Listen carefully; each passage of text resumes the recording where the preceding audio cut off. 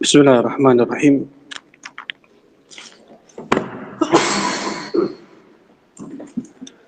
Assalamualaikum warahmatullahi wabarakatuh.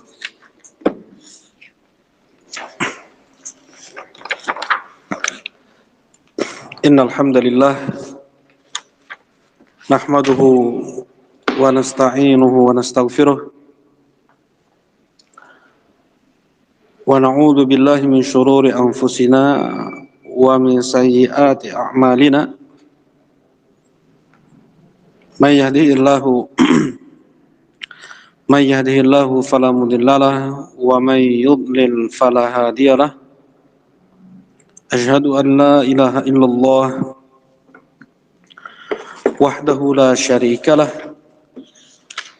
wa asyhadu anna Muhammadan abduhu wa rasuluh sallallahu alaihi wa ala alihi wa sahbihi wa sallama tasliman katsira amma ba'd. Qala Allah ta'ala fil Qur'anil Karim, ya ayyuhalladzina amanu taqullaha haqqa tuqatih wa la tamutunna illa wa antum muslimun. Wa qala subhanahu, ya ayyuhalladzina amanu taqullaha wa qulu qawlan sadida yuslih lakum a'malakum wa yaghfir lakum dhunubakum wa man yuti'illaha wa rasulahu faqad faza fawzan 'azima. Alhamdulillah, kembali kita di penghujung Jumat ini melanjutkan ibadah talabul ilm, belajar ilmu agama di waktu terbaik untuk kita berdoa, untuk kita melakukan ibadah yang semua ibadah mengandung doa. Seperti belajarnya kita pada sore hari ini, ada doa di tengah kita beribadah, berharap dengan ibadah talabul ilm ini Allah Subhanahu wa ta'ala mempermudah langkah kaki kita menuju surganya. Kita berharap dengan talabul ilm ini dipermudah hisab kita di hari kiamat.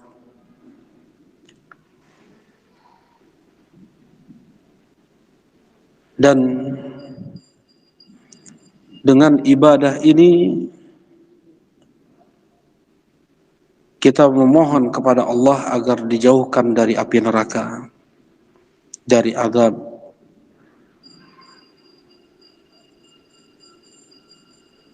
Jadi semua ibadah, ya, ibadah itu, doa itu ada doa al-mas'alah, ada doa ibadah. Doa masalah, meminta, adalah doa yang kita kenal dengan memanjatkan ucapan Rabbana Allahumma, seperti Rabbana atina fid dunya hasanah wa fil akhirati hasanah wa qina adzaban nar. Seperti doa Allahumma ighfir dhanbi kullah diqqahu wa jillah wa awwalahu wa akhirah wa alaniyatahu wa sirrah rabbighfirli wa liwalidayya warhamhuma kama rabbayani shaghira.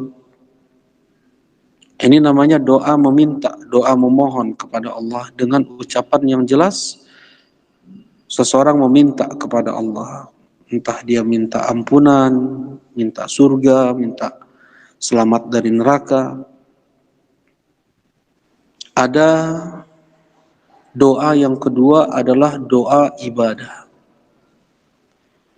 Dia melakukan ibadah apapun, dari itu zikir, salat, puasa, sedekah, ya, berbuat baik dengan ucapan, yang dia maksudkan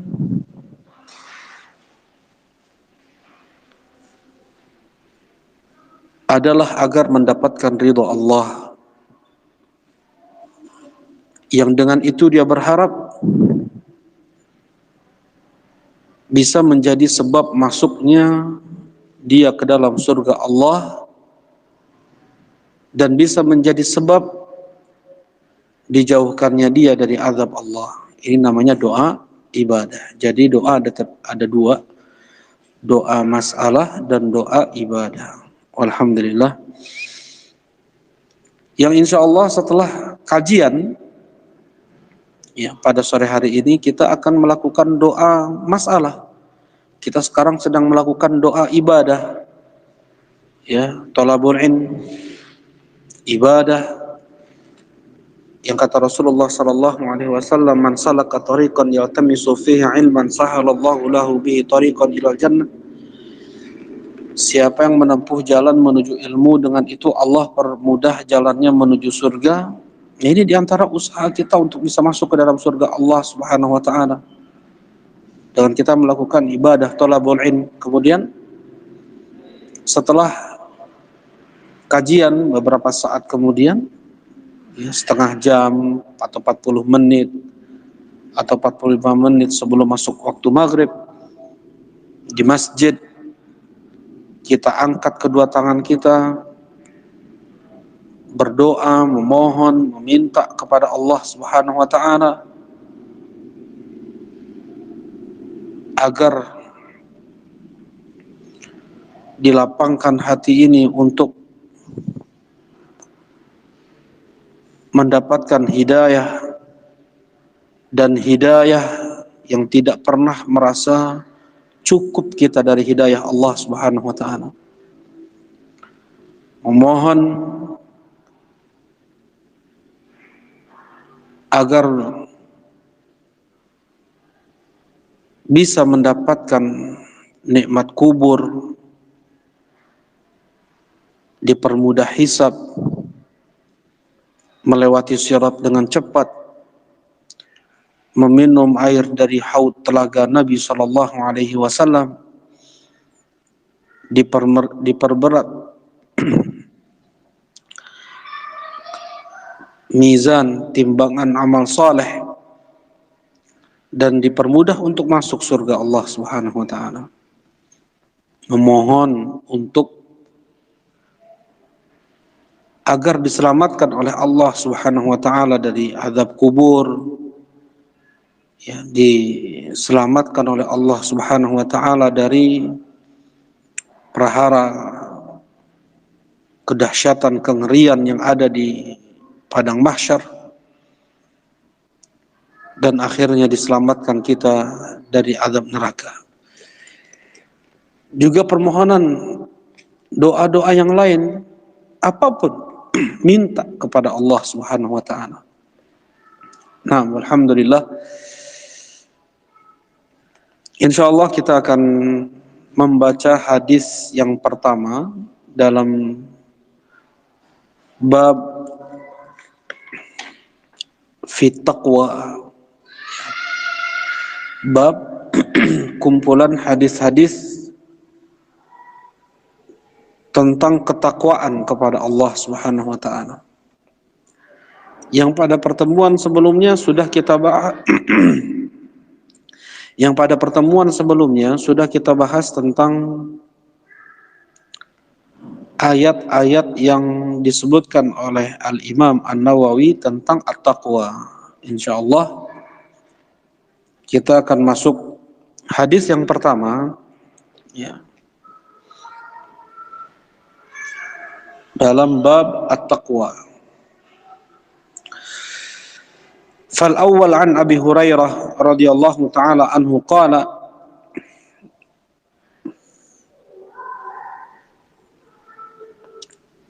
hadis yang pertama dari Abu Hurairah, nama beliau adalah Abdurrahman ibn Sakhr ad-Dawsil Yamani. Qala qila ya Rasulullah man akramun nas.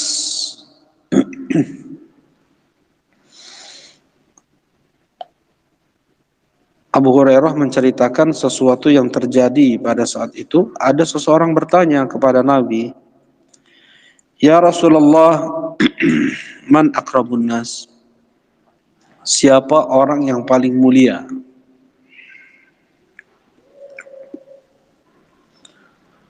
Qala atqahum. Rasulullah SAW menjawab, yang paling bertakwa. Sebagaimana ayat yang Allah Subhanahu wa taala sebutkan di surat Al-Hujurat, inna akramakum indallahi atqakum. Sesungguhnya yang paling mulia di antara kalian di sisi Allah adalah yang paling bertakwa di antara kalian. Surat Al-Hujurat ayat 13. Ini sebagai dalil hujjah,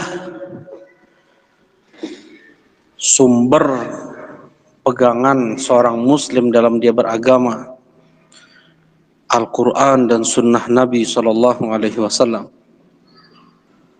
Di surat Al-Hujurat ayat 13 Allah Subhanahu wa taala berfirman, inna akramakum indallahi atqakum. Sesungguhnya yang paling mulia di antara kalian di sisi Allah adalah yang paling bertakwa di antara kalian.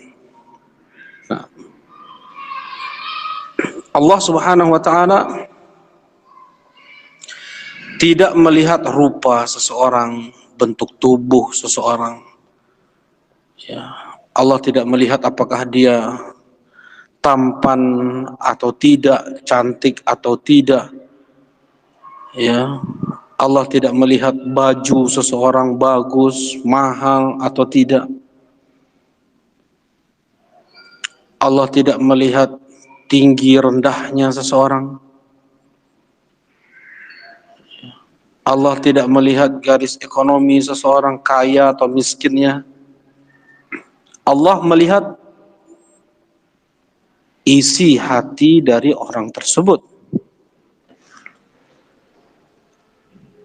Innallaha la yanzuru ila suwarikum wala ila ajsamikum walakin yanzuru ila qulubikum. Kata Allah, kata Rasulullah SAW, sesungguhnya Allah tidak melihat rupa kalian, Allah tidak melihat bentuk fisik kalian. Yang Allah lihat adalah hati kalian. Yang kata Rasulullah SAW dalam hati, at-taqwa hahuna, at-taqwa hahuna. Ketakwaan itu di sini, ketakwaan itu di sini. Ya. Rasulullah menunjukkan ke jantung beliau. Takwa itu di sini, takwa itu di sini. Beliau memberi isyarat ke jantung beliau. Di hati.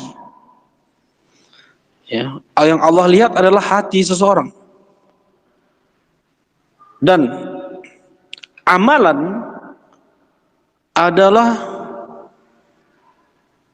bentuk dari isi hati seseorang.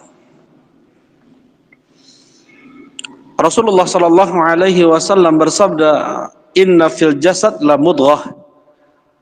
Sesungguhnya dalam jasad, dalam tubuh manusia itu ada mudghah, ada segumpal daging, ada segumpal daging. Idza salahat salahal jasadu kulluh wa idza fasadat fasadal jasadu kulluh ala wahyal qalb. Apabila baik segumpal daging tersebut, maka baik seluruhnya. Apabila buruk, maka buruk pula lah perangainya, ucapannya, perbuatannya. Segumpal daging itu, kata Rasulullah, adalah hati. Nah, ucapan seseorang, perbuatan seseorang, itu menunjukkan hatinya. Itu menunjukkan ketakwaannya. Apakah dia sudah menghakikatkan ketakwaan yang Allah perintahkan kepada dia atau tidak? Ya ayyuhalladzina amanu taqullaha haqqa tuqatih, wahai orang yang beriman, bertakwalah kalian dengan sebenar-benar takwa. Ya ayyuhan nasu taqu rabbakum, wahai sekalian manusia, bertakwalah kalian kepada Rabb kalian. Ya ayyuhalladzina amanu taqullaha wa qulu qawlan sadida, wahai orang yang beriman, bertakwalah kalian dan berucaplah kalian dengan ucapan yang baik. Ucapan yang baik bentuk ketakwaan seseorang. Nah,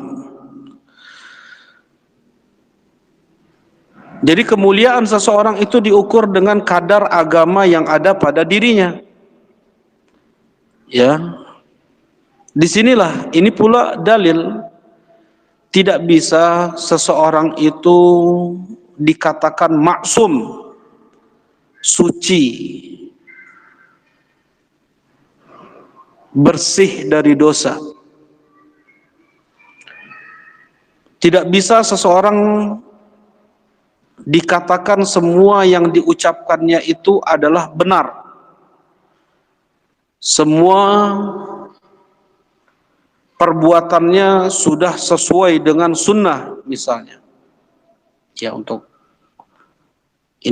selain Nabi, satu-satunya manusia yang bisa mencerminkan Islam secara utuh, sempurna, adalah Rasulullah sallallahu alaihi wasallam saja.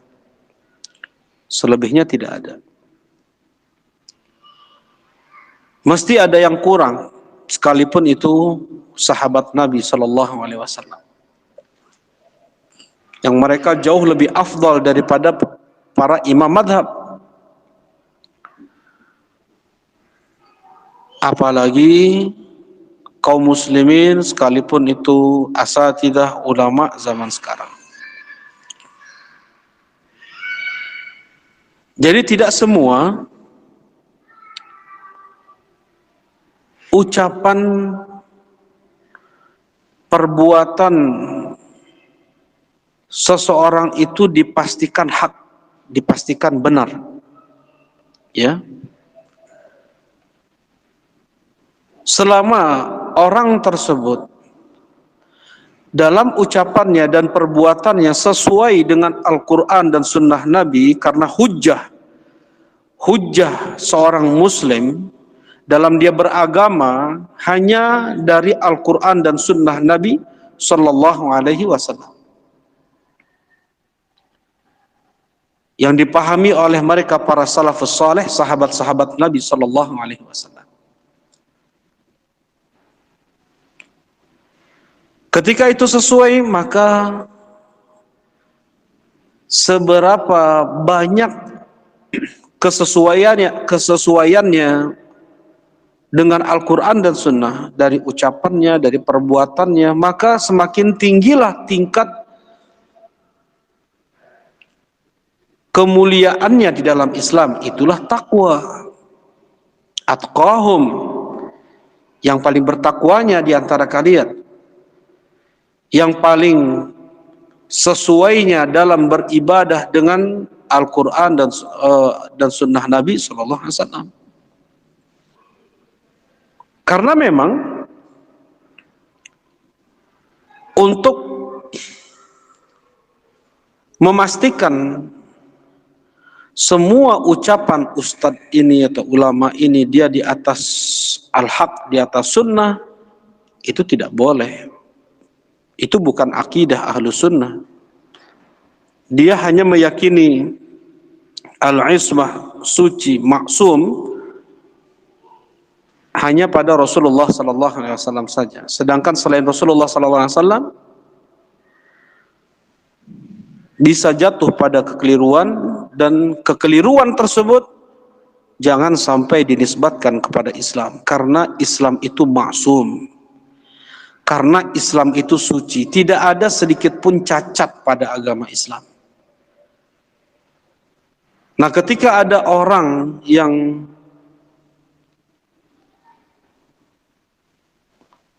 keliru, yang khilaf, yang salah, disitulah dikatakan, ya, Tidak ada yang sempurna dari manusia. Kullu bani Adam khata' wa kullu khata'in tawwabun wa khairul khata'in tawwabun.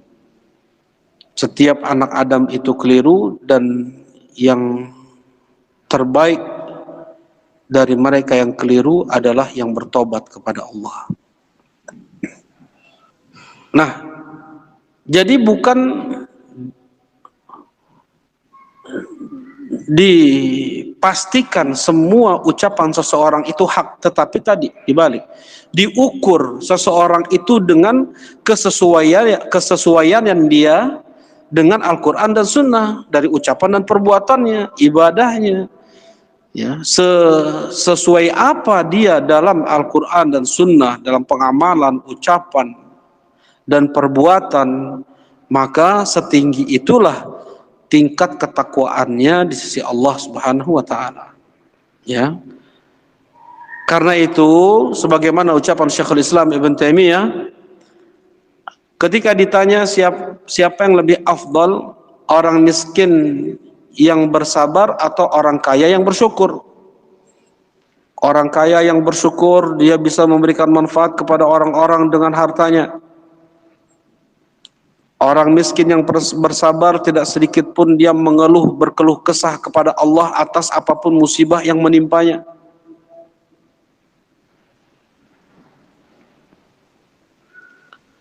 Mana yang lebih afdal dari dua orang ini? Orang kaya yang bersyukur atau orang miskin yang bersabar? Masing-masing ada, sebagian ulama mengatakan orang kaya yang bersyukur, sebagian ulama lain mengatakan orang miskin yang bersabar. Dijawab oleh Syekhul Islam Ibn Taimiyah, atqahum, yang paling bertakwanya di antara mereka. Siapa yang paling bertakwanya di antara orang kaya yang bersyukur dan orang miskin yang bersabar, dialah yang lebih afdal. Andaikan yang lebih bertakwa adalah orang kaya yang bersyukur, dia lebih afdal daripada orang miskin yang bersabar. Tetapi apabila sebaliknya, orang miskin yang bersabar, dia yang lebih bertakwa daripada orang kaya yang bersyukur, maka orang miskin yang bersabar ini lebih afdal. Nah, karena jelas ayat Al-Quran tadi di surat Al-Hujurat, ya, ayat ke-13, inna akramakum indallahi atqakum. Sesungguhnya yang paling mulia di antara kalian di sisi Allah Subhanahu wa taala adalah yang paling bertakwanya di antara kalian. Yang paling bisa menjauhi larangan Allah, yang paling bisa menjalankan syariat Allah, dia yang paling bertakwa. Ya. Sebagaimana sudah kita bahas ini pada pertemuan sebelumnya, ya, takwa adalah bentuk seseorang berlindung dari azab Allah Subhanahu wa taala, dan satu-satunya cara seseorang bisa selamat dari azab Allah dengan dia menjalankan perintah Allah dan menjauhi larangan Allah. Menjalankan perintah Allah dan menjauhi larangan Allah. Hanya dengan cara itu dia bertakwa. Karena itu definisi takwa oleh sebagian ulama mudahnya demikian. Apa itu takwa Allah? Menjalankan perintah Allah, menjauhi larangan Allah. Ittikhadul wiqayah min adzabillah. Mengambil perlindungan dari azab Allah, itu takwa. Hanya dengan menjalankan perintah Allah dan menjauhi larangan Allah. Nah, siapa yang paling afdal? Man akramun nas?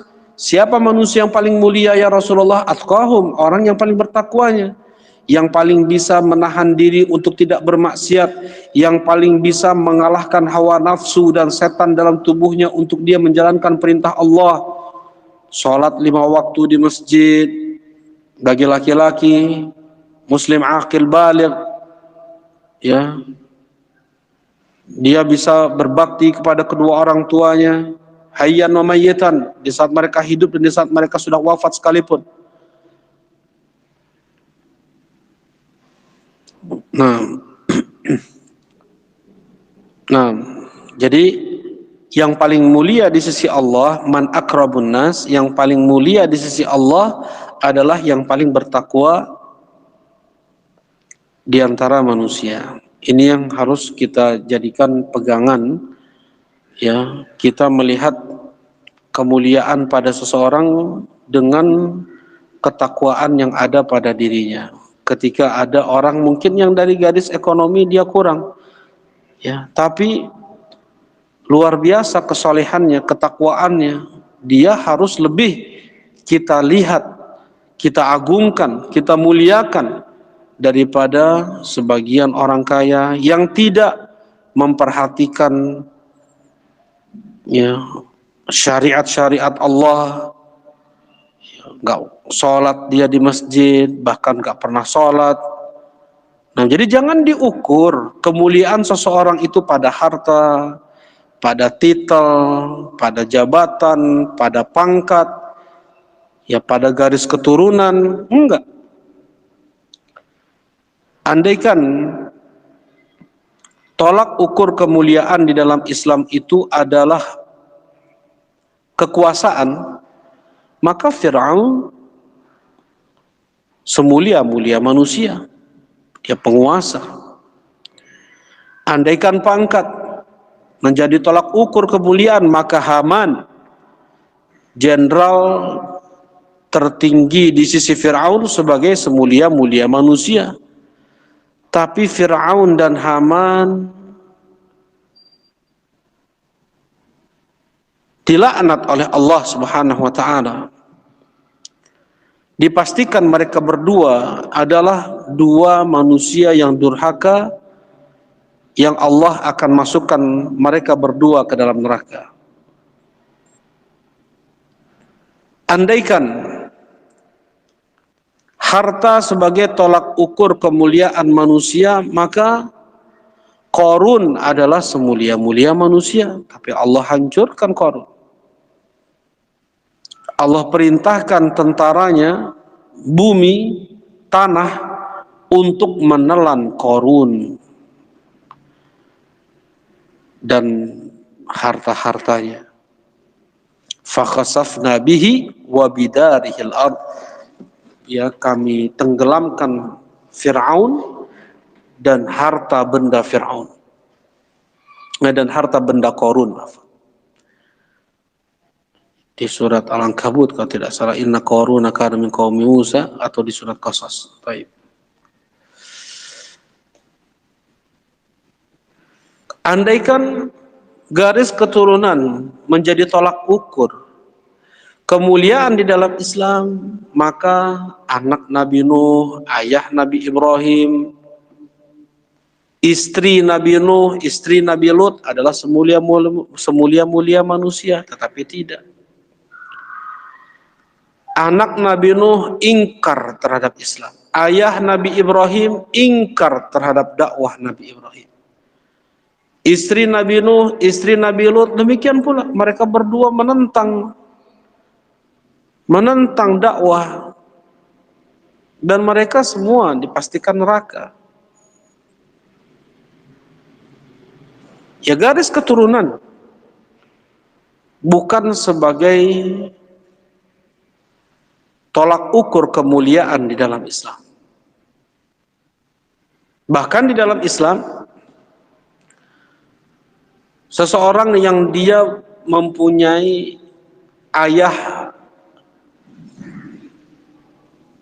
pemimpin orang munafikin di Madinah bisa menjadi sahabat, termasuk sahabat-sahabat yang terbaik. Abdullah ibn Ubay ibn Salul. Abdullah ini ayahnya sama namanya Abdullah juga, Abdullah bin Ubay bin Salul. Ayahnya adalah pemimpin orang munafik di Madinah. Sedangkan Abdullah sang anak sahabat Nabi yang luar biasa kesalihannya. Abu Jahal mempunyai putra namanya Ikrimah. Dan beliau luar biasa kesalihannya, walaupun mempunyai ayah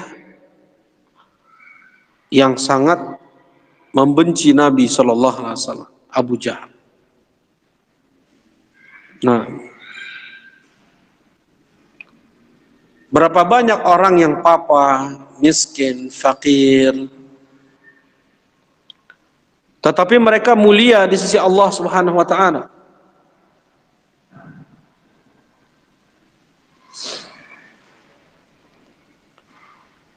Banyak sahabat-sahabat yang mereka fakir, yang mereka miskin, tapi doa mereka mustajab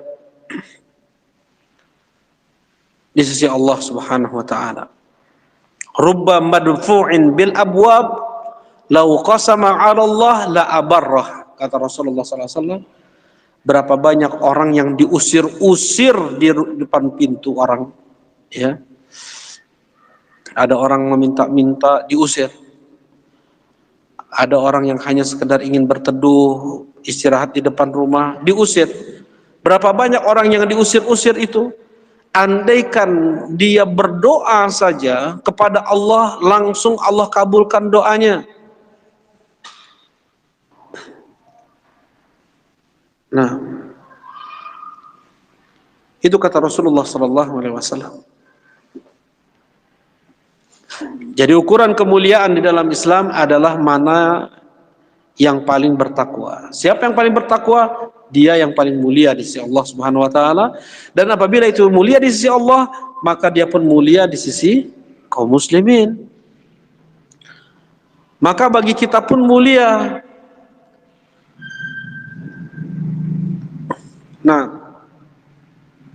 jangan sampai mulia di sisi Allah dan kita tidak bisa mengagungkan, memuliakan siapa yang dimuliakan oleh Allah. Ini ada penyakit dalam hati. Dia tidak sepenuhnya berloyalitas kepada Allah apabila demikian. Kalau dia berwala sepenuhnya kepada Allah Subhanahu wa taala, maka dia akan mencintai semua yang dicintai oleh Allah. Dia akan membenci siapa yang dibenci oleh Allah. Dia akan mencintai perbuatan, ucapan yang dicintai oleh Allah. Dia akan membenci ucapan, perbuatan yang itu dibenci oleh Allah. Bentuk al-wala wal bara, bentuk cinta setia, loyalitas, kefanatikan kepada Allah Subhanahu wa taala yang itu wajib dimiliki oleh setiap muslim. Wajib dimiliki oleh setiap muslim. Allah itu nomor satu bagi seorang muslim. Ya ayyuhalladzina amanu la tuqaddimu baina yadayillahi wa rasulih. Wahai orang yang beriman, jangan kalian dahulukan ucapan siapapun dari ucapan Allah dan Rasulnya.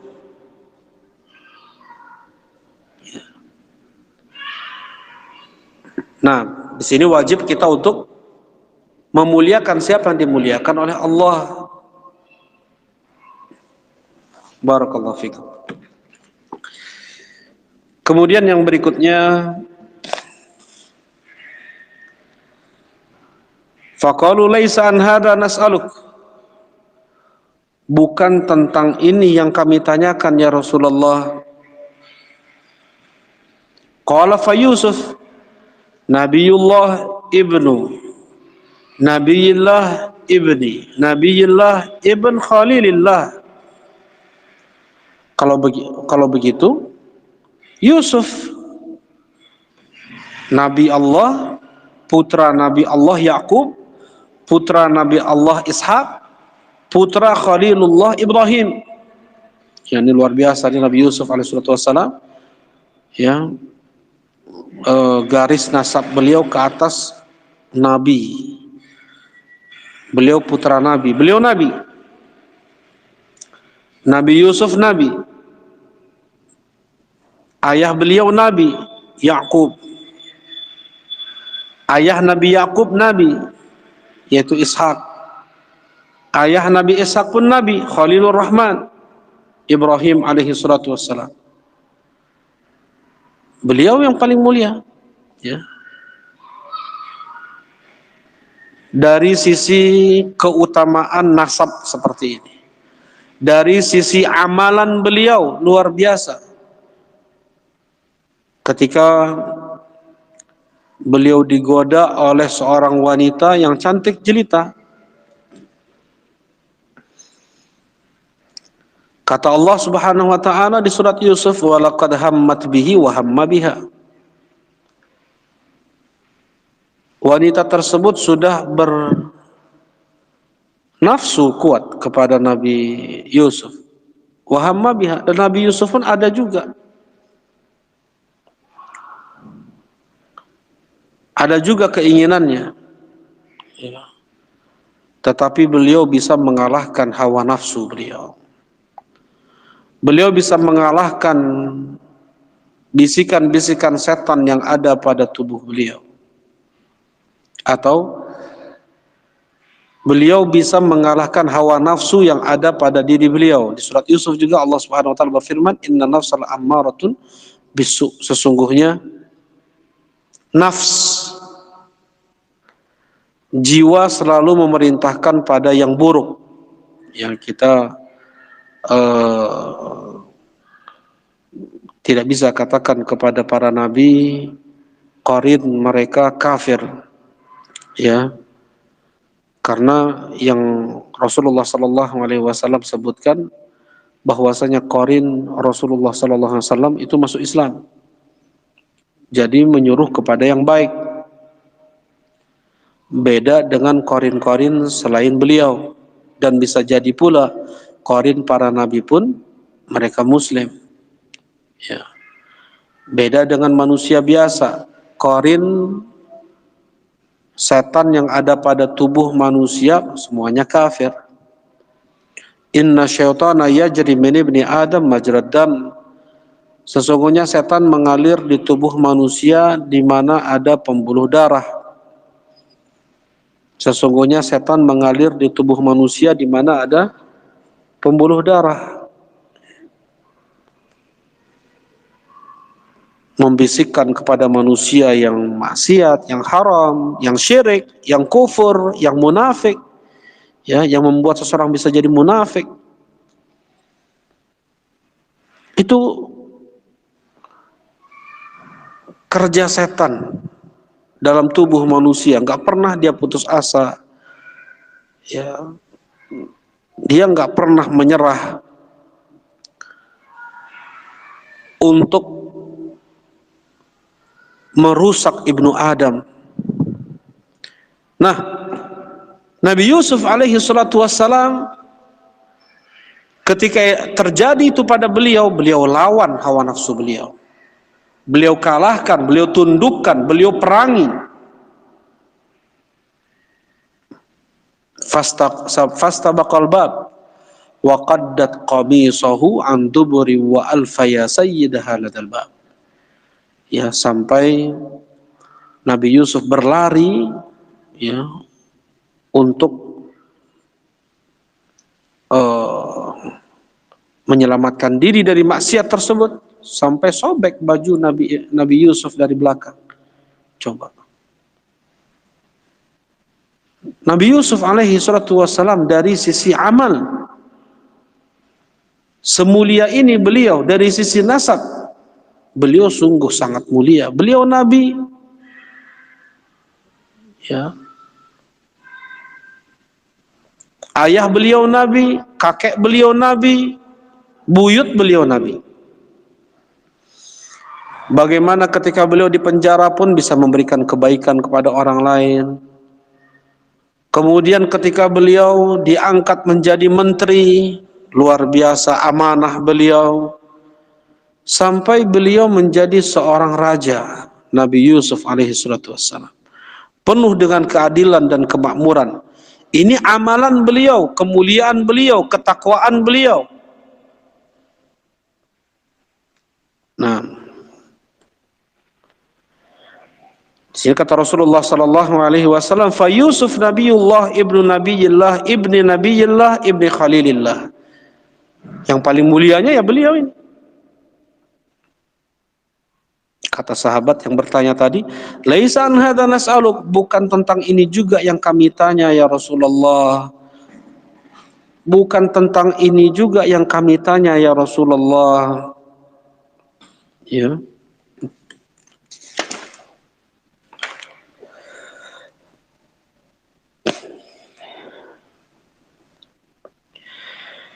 Qala fa'an ma'adinil arabi tas'aluni.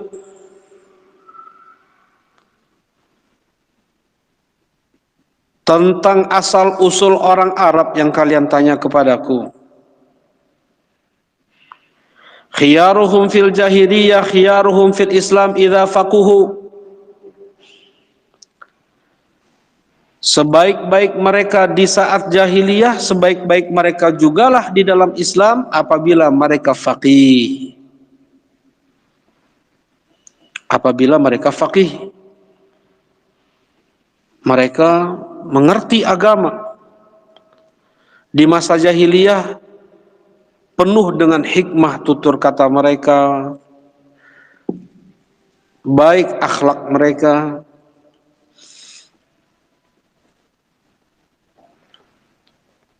Dan ketika mereka masuk Islam, tambah baik lagi tutur kata mereka. Maka mereka lah yang paling afdolnya di antara kalian. Ya. Nah, pentingnya di sini tafaqquh fiddin. Rasulullah sallallahu alaihi wasallam membuat syarat atau ketentuan kemuliaan seseorang itu ya ada pada ilmu agama yang dimilikinya.